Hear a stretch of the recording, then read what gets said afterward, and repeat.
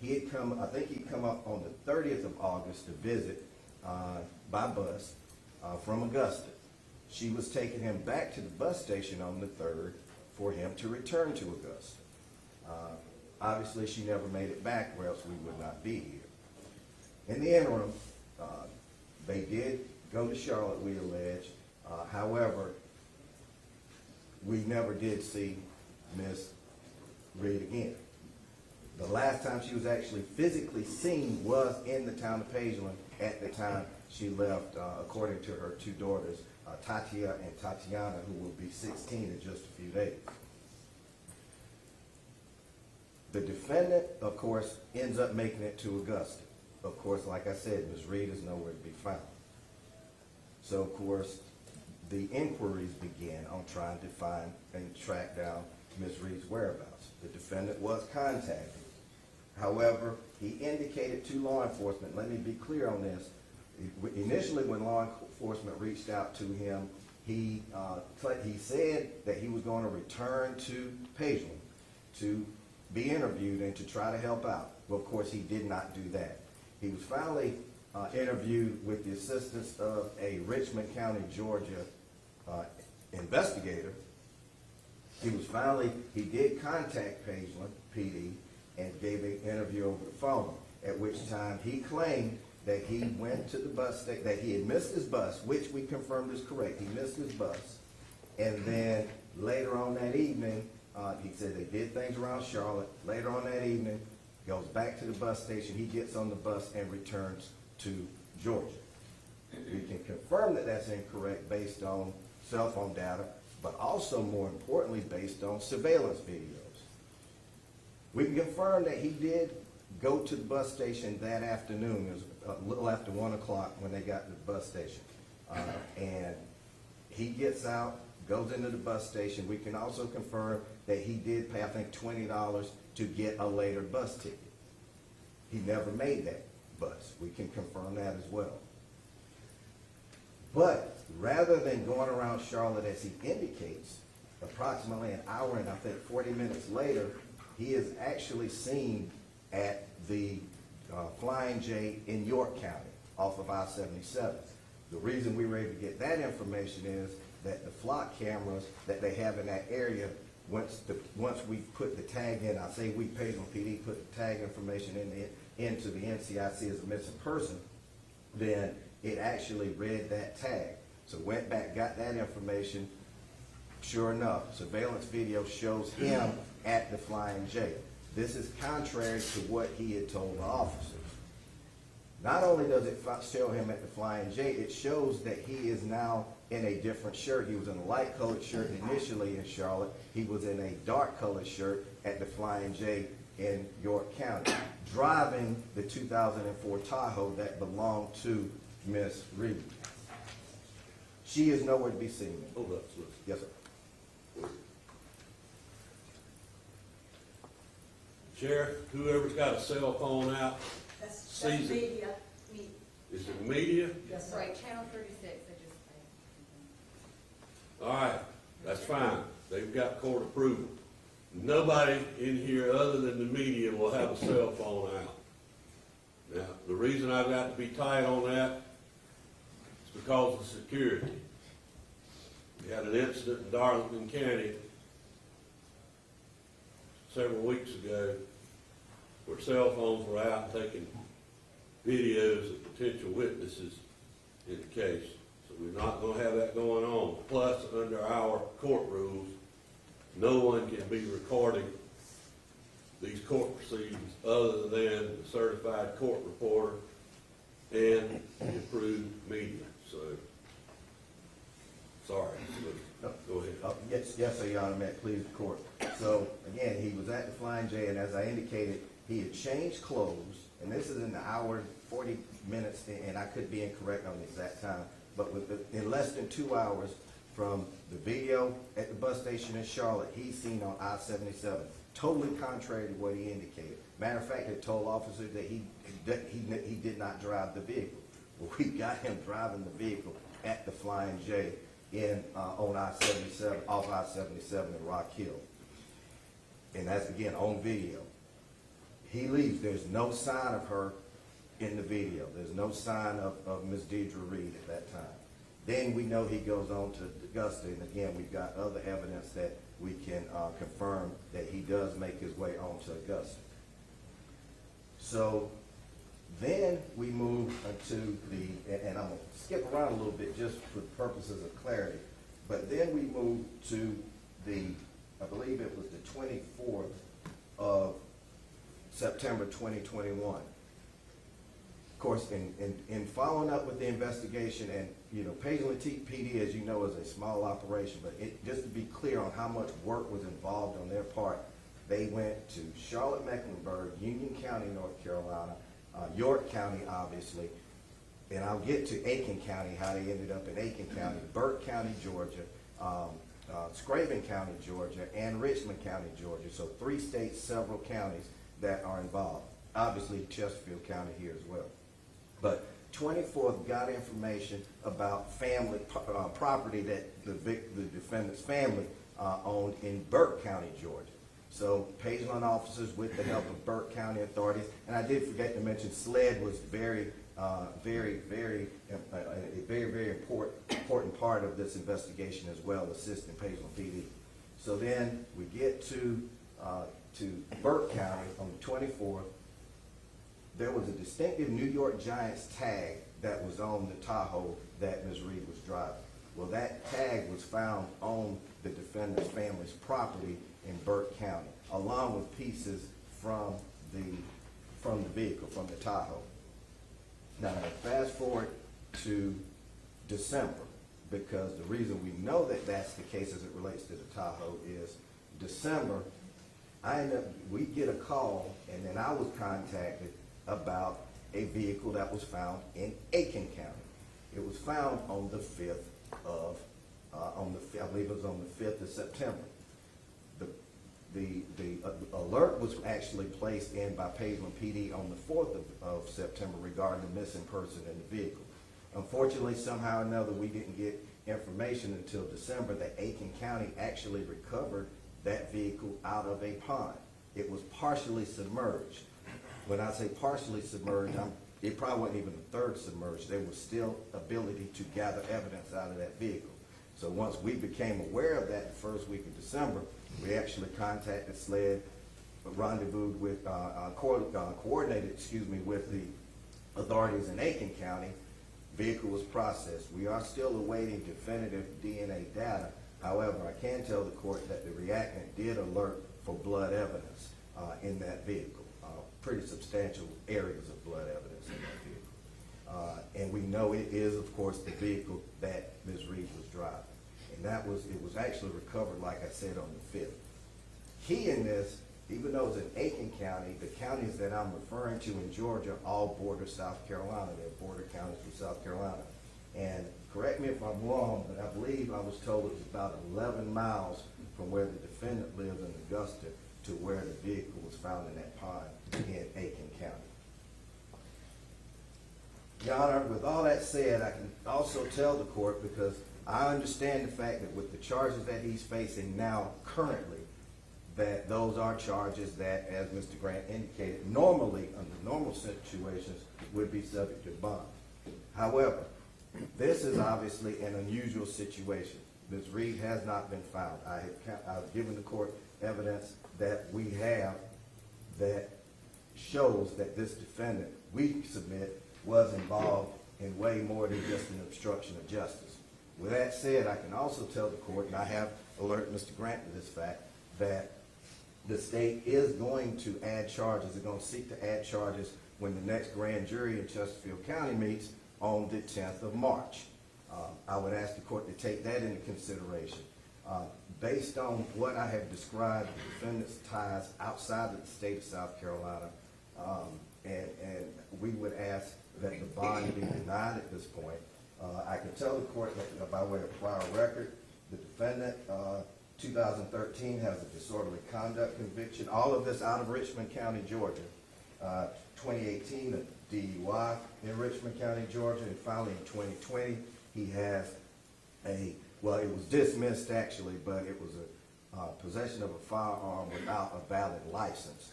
That charge was dismissed, but, and I don't know why it was dismissed, but he does have that charge.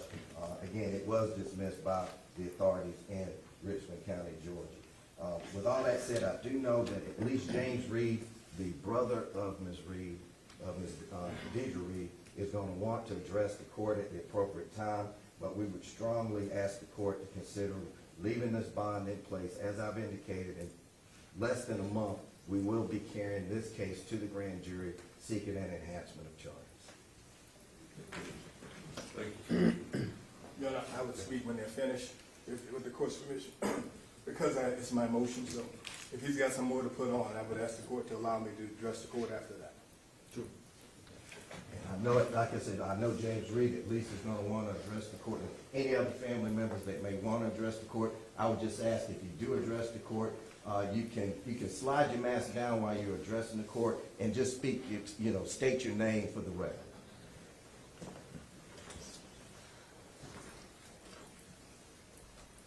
Good morning, how everybody doing? Good morning. I'm Deidre's brother, James Reid. Unfortunately, I hate to be in front of y'all on this matter, and my sister's still missing. We don't know where she's at this time. And the last person she was seen with leaving her residence is Emanuel Bedford from Augusta, Georgia. It's a sad situation that what our family's going through. It's a very hard time for us. Excuse me, I fumbled over my words. I never thought that I'd see my sister on a missing person poster or not knowing where she's at. At a very young age, I had to grow up fast, knowing that I had 4 younger girls depending on me. At the age of 7, I started working for me and my sisters.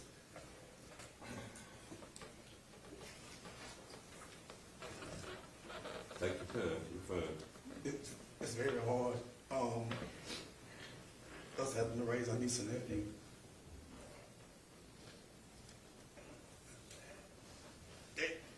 They asked us, the 8-year-old asked me every night, he laid down, Uncle Russell, my mom. I thought you would protect my family. I thought you lift weights to protect my mom. My mom been missing 160 days. This is an 8-year-old.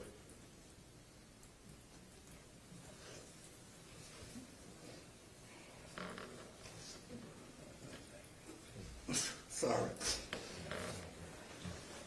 I'll come back to you. Yeah, and before I conclude, I can say we've met with the family on several occasions to keep them updated on what was going on with the case. And I'd like to thank them because a lot of what we've told today, we have briefed them on. They have kept that to themselves because obviously it's appropriate for the purposes of maintaining the integrity of the case. The way they've conducted themselves has been dignified. My heart goes out to them. Being a resident of Pageland, I know several members of the family. And James, I know well. And it's a tough situation, Your Honor. It's an emotional situation, Your Honor. And I do not mean to cast any aspersions on anybody when I say this. But given the fact that it's an emotional situation, and I'm not talking about the folks here in the courtroom, but one of the considerations as well is not just danger to society, but danger to the defendant. And we don't know what happened to Deidre Reid. We don't know where she is. And with the emotion involved in that, I would ask the court to also take that into consideration when considering the bond matter. Around Pageland, as you can imagine, this is a very emotional issue for folks. And even though the defendant lives in Augusta, still, it's a small world. So I'm not saying anybody in this courtroom would, but like I said, there are a lot of raw feelings, and I would ask that the court also take that aspect into account as well. Does anyone else want to be heard? I was the last one talking to my sister. And Your Honor, that's Tina. That is Miss Tina Reid, I believe. Tina Reid? Yes. Yes, ma'am. I was the last one talking to my sister on the day she went missing. I also spoke briefly with Emanuel. I got a lot of questions her kids keep asking me that I can't answer. So I don't want him to be out on good. I want him to tell us my sister.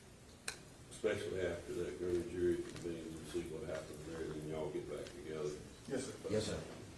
We're not gonna drag this out. So Yes, sir. I would suggest that you and law enforcement get to work.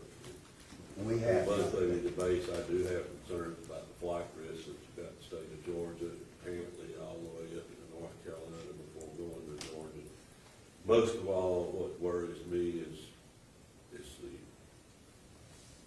evidence there, the destruction of the car, whether, the parts and all, I don't know whether that was intentional or whatever, but apparently a car being run into a pond or reservoir. I got some concerns about that. But that's the way it's gonna be.